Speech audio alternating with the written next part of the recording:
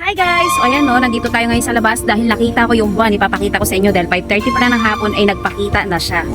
Hello guys! Ayan, magandang hapon. Ayan, hapon sa atin na ngayon guys dito no, 5:30 ng hapon. Pero ayan no, kita mo yan guys, yan no. Yan ang buwan, yung moon, kitang-kita kahit 5:30 ng hapon. Ayan siya oh.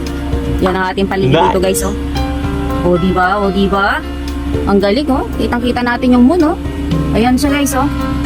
O diba? Galing. Yan, dito yung ating ano. Ano nangyayari sa ating kasoy? Yung puno ng kasoy guys, ayun sa sobrang init oh.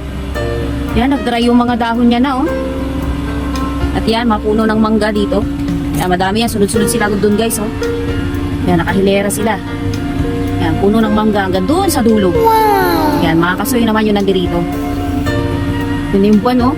Yan, isun natin. Ayun siya guys oh. O diba? Ang galing. So wala pa siyang ano, wala pa siyang liwanag. Mamaya pa rin liwanag yan pag gabi.